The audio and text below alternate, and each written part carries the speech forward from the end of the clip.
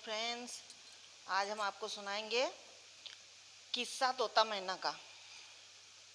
Please सुनिएगा और अच्छा लगे तो लाइक सब्सक्राइब करना और कमेंट में बताना कैसा लगा।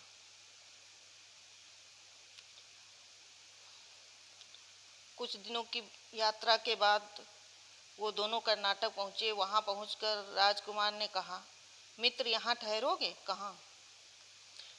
तब चंद्रदत्त ने कहा, अभी आगे चलो और अच्छा सा मुकाम देखकर हम ठहरेंगे। ये दोनों आगे बढ़ते गए। जब वे कुछ दूर आगे बढ़े तब उन्हें एक सुंदर उद्यान नजर आया। वह बाग चारों ओर से सुंदर और खूबसूरत फूलों द्वारा घिरा हुआ था और बाग में अनेकों छोटे बड़े खूबसूरत तालाब बने थे। उनमें अति निर्मल जल भरा था। बाग की ऐसी शोभा देख दोनों उसमें प्रवेश कर गए। इतने में बाग की रक्षक वहां आई और इन दोनों को देख क्रोध में वो बोली, अरे मूर्खों, ये रानी पद्मावती का बाग है। तुम दोनों कौन हो और इस जनाने बाग में कैसे घुस गए? अगर तुम अपनी खैर चाहते हो तो यहाँ से जल्दी चले जाओ, वरना अभी सिपाहियों को बुलाकर तुम दोनों की मरम्मत करा दूंगी। चंद्रदत्त ने 5 अजरफी उन रक्षक मालिन को दे दी और बोला कि हमें बाग में रहने दो। उस मालिन ने मन में सोचा कि ये दोनों राजकुमार हैं और शायद किसी संकट में फंसकर ये यहाँ आए हैं।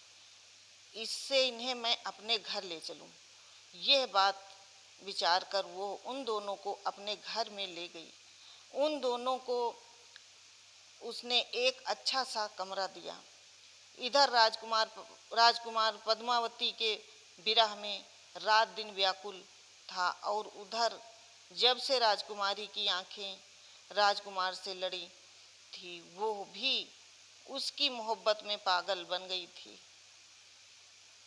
उसने खाना पीना उठना बैठना सब कुछ त्याग दिया था। उसकी रातें रोते रोते गुजरती थी। उसकी ये हालत देख उसकी सहेलियों ने कहा, आप क्यों अपनी रातें रो रो कर बिताती हैं? देखो आज कल कैसी सुहावनी मन भावनी ऋतु आई है। आजकल चारों ओर स्त्रियां अपने मुक्त कंठ से तरह तरह के मन भावन गीत और मंगल चरण गा रही हैं। आप भी इन सब दुखों को छोड़कर अपने साथ चलें और गाएं, नाचें तथा बजाएं।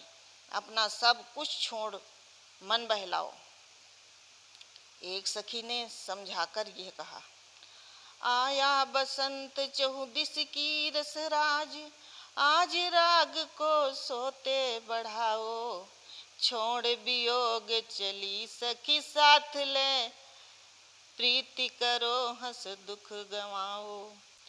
गाओ बजाओ ढिंढोले धमाल, गाओ बजाओ आनंद मनाओ।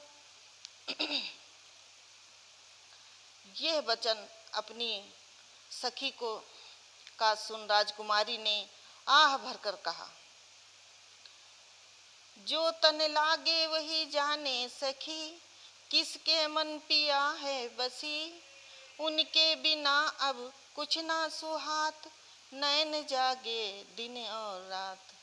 राजकुमारी ने कहा, हे सखी, जिस दिन से मैं उस राजकुमार को तालाब पर हमने देखा है, अब उसी दिन से मेरा मन उससे कुछ ऐसा फंसा है कि मुझे उसके देखे बिना चैन नहीं आ रहा है।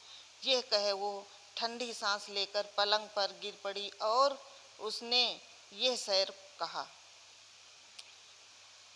हाय पिया रूप दिखा चले गए कहाँ, दिल तेरी रानी का तड़पत है यहाँ।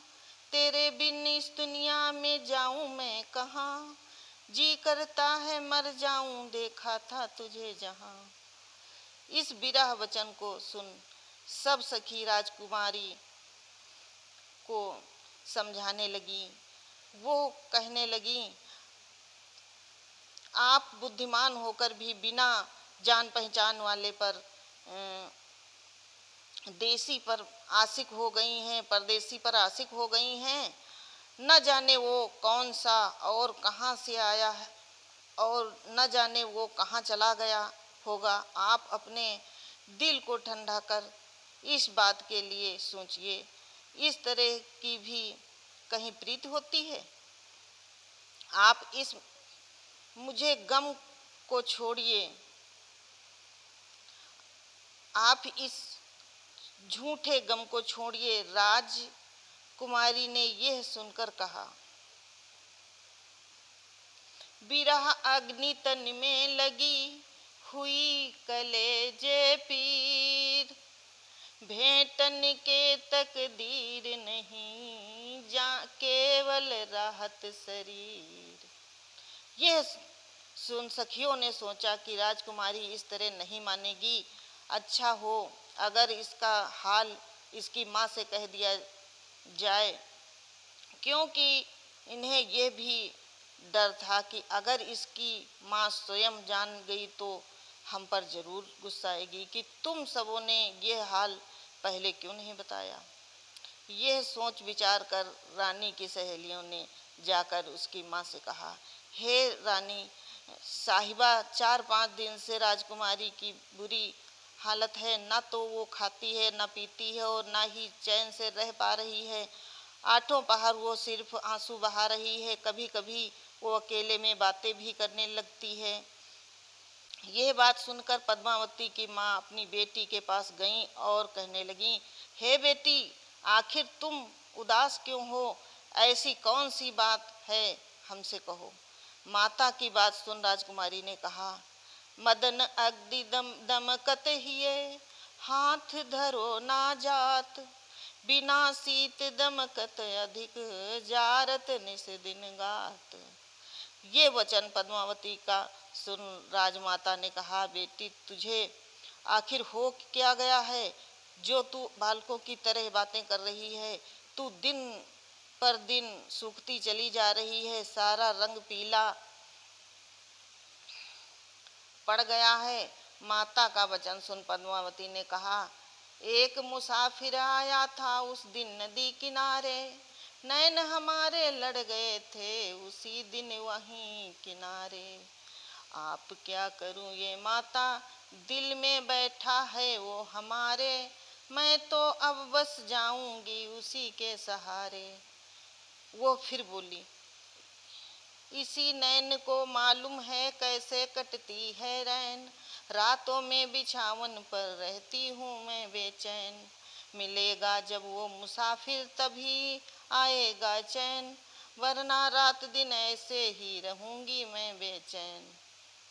अपनी बेटी का ये वचन सुनकर राजमाता ने कहा, इसके मगज की गर्मी बढ़ गई है, इसलिए ये इसी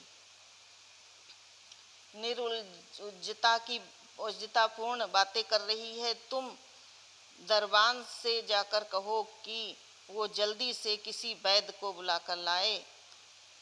सभी द्वारा कहने पर दरबान राजवैद्य को बुला लाया। जब राजवैद्य राजकुमारी की नाड़ी देखने लगे तब राजकुमारी आह भर के बोली, नाड़ी छुवत वैद्य के पड़े फफोले हाथ, जा वैद्य घर आपने मोह कुछ न सुहात, नैन बाण मेरे लगो जहर लह रहो तन छाए, ऐसा जाका भेद है मोए अच्छी कर जाए। यह बात राजकुमारी की सुन वैद्य ने भी जान लिया कि राजकुमारी जरूर किसी पर मोहित हो गई है। यह बात मन में विचार कर वैद्य ने राजकुमारी की माँ से कहा, इस राजकुमारी को किसी मर्द का वियोग हुआ है, जब तक वो मर्द उसको नहीं मिलेगा तब तक इसे आराम नहीं मिलेगा। ये कहकर वैद्य चला गया और राजकुमारी की माँ भी चली गई। सभी के चले जाने के बाद राजकुमारी की सहेलियों ने एक गीत राजकुमारी को सुनाया। गीत सुनकर राजकुमारी बोली, मुझे गीत गाना कुछ नहीं सुहाता है, दिन रात मुझे वो ही याद आता है। राजमहल भी मुझे ना कुछ भाता है, उसके ही गीत यह दिल गाता है। आँख सिर्फ आंसू ही लाता है, मुझे गीत गाना कुछ ना सुहाता है। राजकुमारी फिर पहले की तरह ही व्याकुल रहने लगी। अपनी बेटी की व्याकुलता को देख राजमाता ने अपने पति से कहा, हे स्वामी, आपकी पद्मावती विवाह योग्य हो गई है और इसे अब विवाह की भूख सताने लगी है। एक दिन ये सहेलियों के साथ तालाब पर स्नान करने गई थी। वहाँ पर उसने एक राजकुमार देखा और अब उसी पर अपना प्राण त्याग कर वो मोहित हो गई है। अपने खाना पीना उठना बैठना सब त्याग कर दिया है और अब सिर्फ उसे ही याद कर रही है। अब आपको कोई उपाय करना चाहिए। ये सुनकर राजा बोले, तुम पद्मावती को समझाओ कि हम उसकी शादी उसी राजकुमार के साथ कर देंगे। राजा ने ये कह अपनी कचहरी को चले गए और रानी राजकुमारी के पास आकर बोली, हे बेटी, तेरे बाप ने कह दिया है कि हम उसी राजपुत्र के साथ अपनी बेटी की शादी कर देंगे अगर तू उसका पता बता दे कि वो कौन से देश का है, किस राजा का वो बेटा है, तो मैं उसकी तलाश करने के लिए अपने दूतों को भेज दूं। राजकुमारी ने यह सुनकर कहा, मैं उसका पता निशान कुछ नहीं जानती हूँ। ऐसा कहकर अपने आह भरकर यह शेर पढ़ा, गोरा गोरा गावरू नीले का सवार, और कर घायल मुझको गया नैन कटारी मार। हे माँ, तू सच मान, उसको देख के मेरी ये गति हुई है। उसने उससे भी कहीं अधिक गति उसकी हुई होगी, क्योंकि जिस समय मैं स्नान कर रही थी वो मेरे विरह में बावला होकर चारों तरफ घूमता फिर रहा था और विरह गा रहा था। इसलिए माँ, प्रीति एक तरफ से नहीं दोनों तरफ से होती है। प्रीति राती अति कठिन है, जानत है सब कोई, नैना जब लग जाते हैं बिथा दो लग होए। इस प्रकार बेटी का हाल सुनकर रानी अपने पति के पास आई और उससे अपना सब हाल कहा। सब हाल सुन राजा ने सोचा कि जिस आदमी का पता ठिकाना नहीं मालूम है उसे किस तरह ढूंढा जा सकता है। राजा और रानी दोनों सोच में पड़े रहे और उधर राजकुमारी विरह वेदना में दिन रात उस राजकुमार की याद कर तड़पती रही। उधर राजकुमार और चंद्रदत्त मालिन के यहाँ ही थे। एक दिन मालिन हार गूंथ कर राजकुमारी के लिए ले जाने लगी।